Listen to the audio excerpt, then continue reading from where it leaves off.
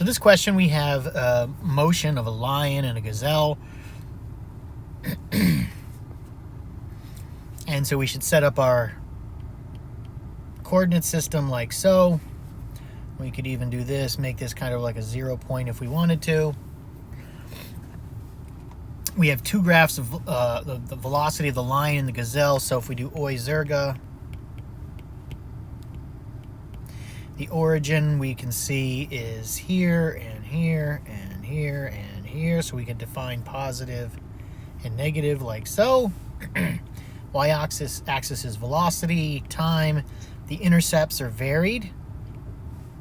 We can read velocity and time, and the gradient is delta V over delta T, which is the acceleration. And the area is V delta T, which is delta X, displacement. But what the intercepts tell us is they tell us the V0. And they tell us also when V equals 0. That's the x-intercept and the y-intercept. So the first thing we could do is look at the lion. We can see, to start with, it has a negative velocity. So we look at choice A, that's a negative, a negative. Choice C and D both start with positive velocities. So we can cross those right off. So we're at 50-50 just realizing that.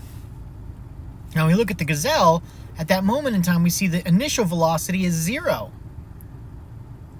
So the gazelle, we see initial velocity of 0, initial velocity of 0.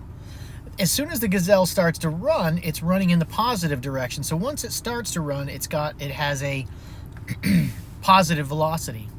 But we're after several seconds, the gazelle notices and accelerates. So that means the velocity is 0 for a period of time, and that's why this depicts it.